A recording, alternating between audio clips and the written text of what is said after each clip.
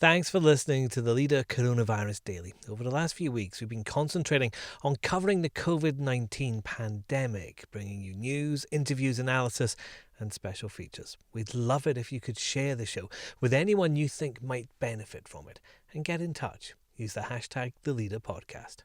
Now, from the Evening Standard in London, this is the Leader Coronavirus Daily.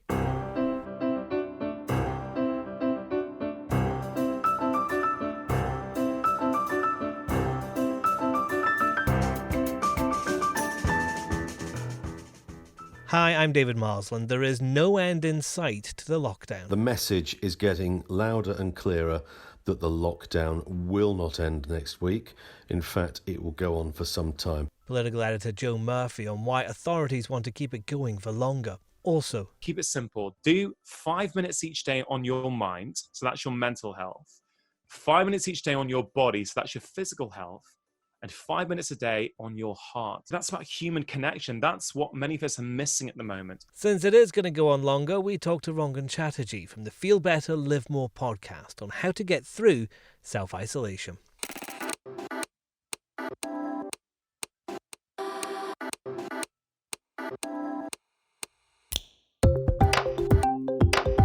Taken from the Evening Standard's editorial column, this is the Leader Coronavirus Daily. For the whole thing, pick up the newspaper or head to standard.co.uk/comment. In a moment, Joe Murphy on the lockdown.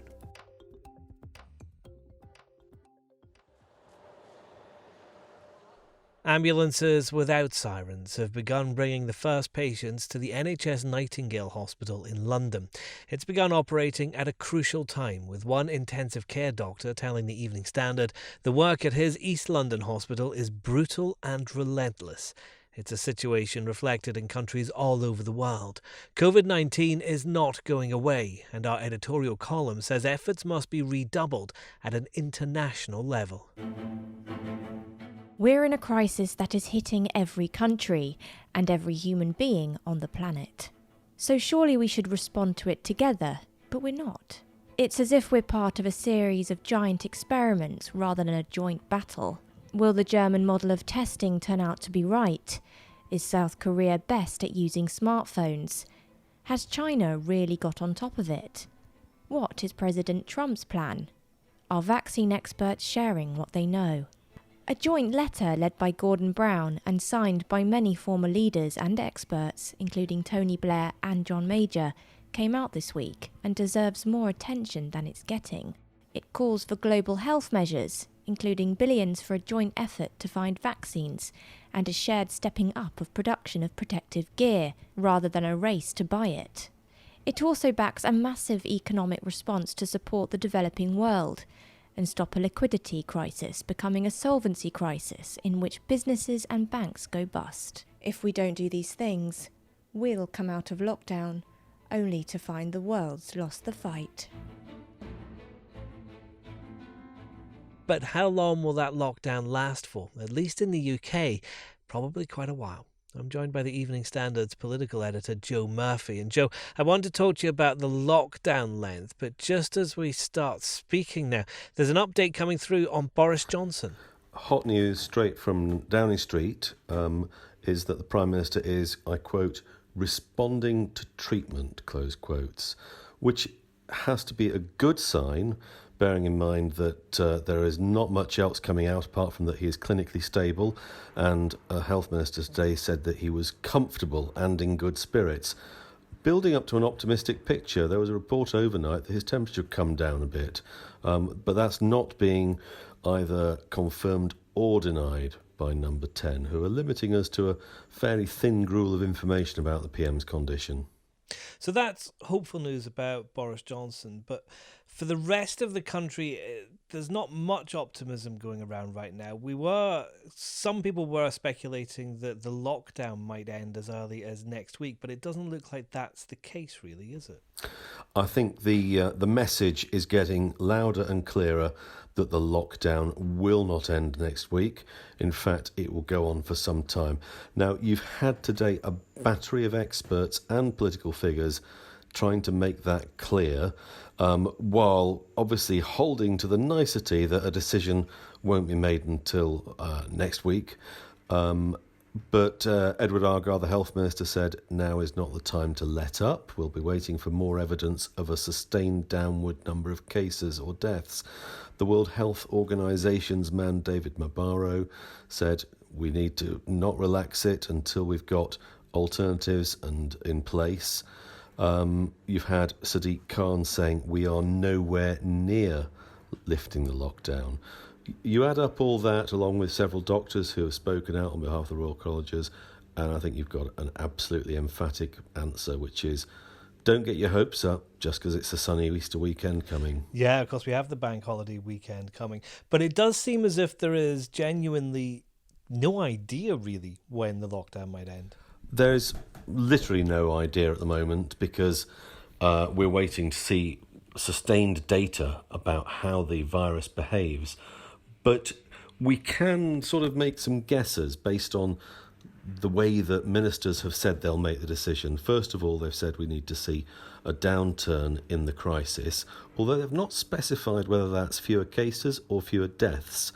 And they've said we'll need to see spare capacity in hospitals. At the moment, spare capacity exists, but when this peak comes, and Sadiq Khan said today the peak in London looks like arriving 7 or 10 days' time, that's when we might be finding capacity outstripped. That's when, if there's going to be a huge crisis, we'll be feeling it. And you'll have to actually work through that peak and have capacity again before anyone can consider easing lockdowns. So the hospitals are clearly, well, they're under strain now. We have reports in the Evening Standard today about doctors telling us that they're facing brutal workloads in some hospitals. But also there are issues over care homes as well, aren't there, Joe? And you've brought this up with the Chief Medical Officer, Chris Whitty. Well, I raised it at last night's press conference, the virtual press conference done by video, with Chris Whitty, because we're hearing reports from care homes around the country that they are not getting proper PPE, that they're getting flimsy masks rather than good respirator standard masks. They're not being given testing, and doctors and nurses aren't going into them. They're Skyping in. So when an infection breaks out, it seems in a lot of cases you've got staff with no proper medical training, and in many cases people on the minimum wage or just above it, having to cope with this quite dangerous and quite worrying situation. We have a story in today's paper that is a must-read. It's about Hawthorne Green Home in Stepney, which has about 50 residents, and there are infections there, and 7 residents have died with suspected coronavirus. And that really does spell out the terrifying situation if the government has basically got a policy that it will kettle homes where there are infections. Chris Whitty's reply to me was not very encouraging in the sense that he's always said this is going to be one of the toughest problems to solve and that we should expect a rising number of deaths in care homes. So over the next week or so, really it's not looking like a very good picture for the United Kingdom at all, is it? There's lots of signs for optimism. The case numbers look as though they're reaching a plateau in the next week or two. A plateau may be too high for comfort, but if it keeps within the competence of those highly stressed, overworked NHS workforces and within the number of ventilators, then we could get off as lightly as it's possible to get off, given the unfolding scale of the tragedy. Next. Although we're all experiencing the same thing at the moment in terms of this global pandemic, we're all experiencing it in completely different ways. Dr. Rangan Chatterjee gives his tips on getting through an extended self-isolation.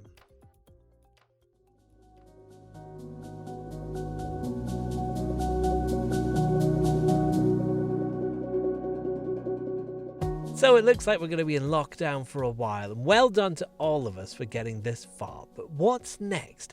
Well, you may recognise Dr. Rangan Chatterjee from the BBC Breakfast Sofa or his hit podcast, Feel Better, Live More, and he's with me now over Zoom. Rangan, how are you getting through this? I go through ups and downs, I think, like everyone. I think some days when you slept well and the sun's shining in the morning, you think, hey, you know what? Life's pretty good. And other days, you feel as though things are getting a bit on top of you.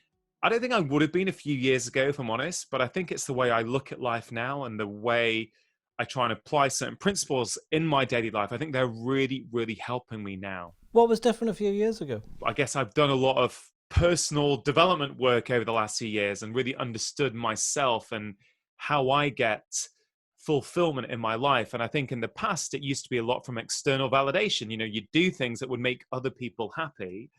And I've really flipped that over the last years and really understood that that comes from a lot of the way that I used to feel as a child and what I thought I had to do. As I got older, I realized actually that it's important that I do things that make me happy. Therefore, in this situation, if I apply those same principles, I'm figuring out, well, what can I control?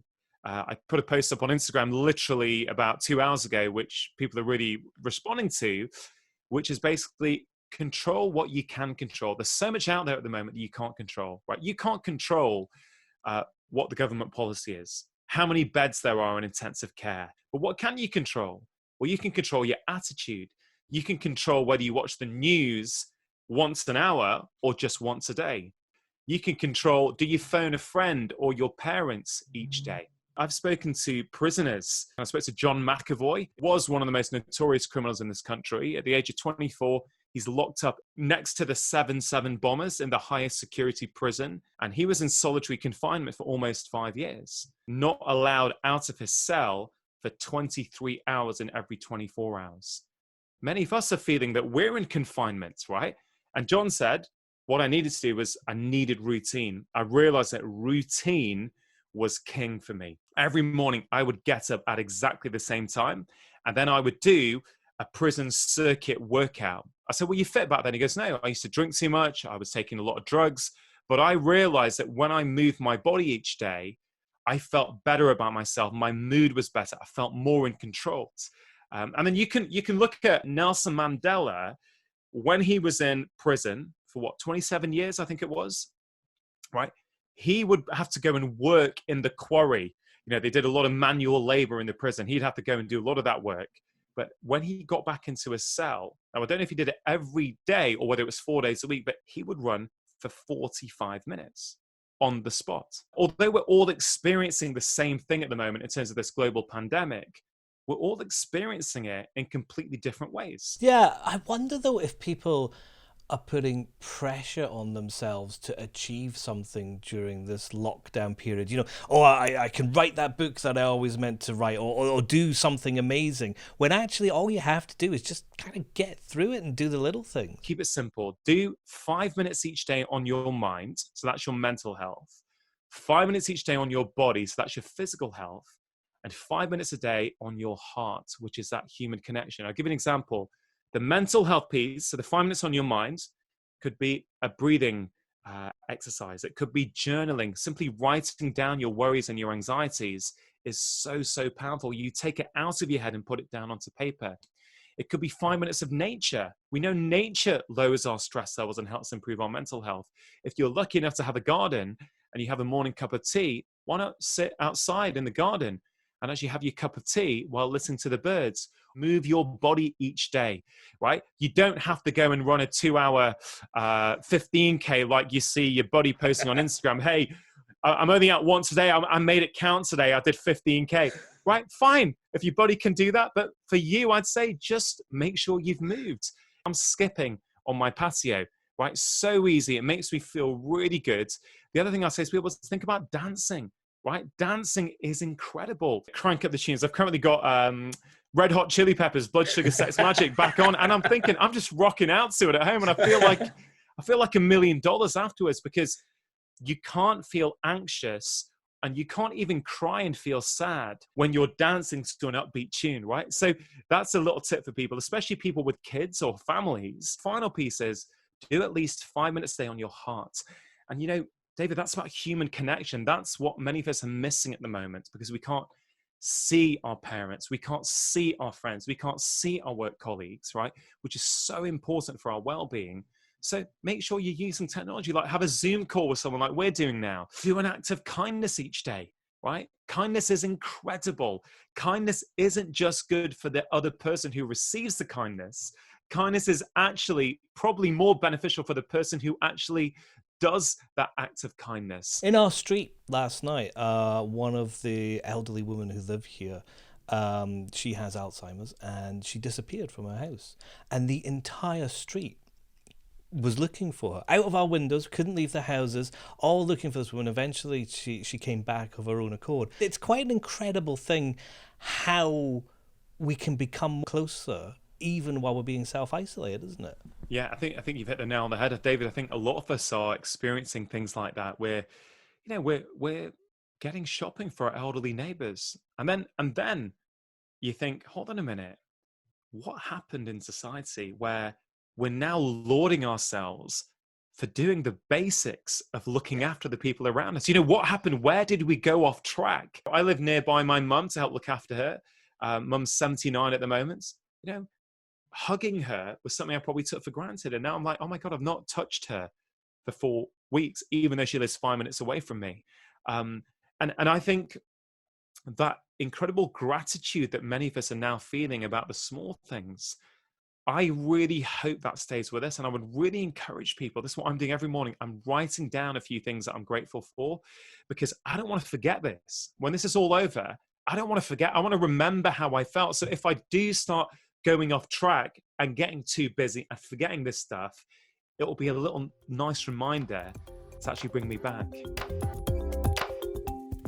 And that's the Leader Coronavirus Daily. You can keep up with all the latest COVID-19 developments with the Evening Standard's live blog, which you'll find at standard.co.uk. And we also have morning briefings available at 7 a.m. through your smart speaker. Just ask for the news from the Evening Standard. This podcast is back tomorrow at 4 p.m.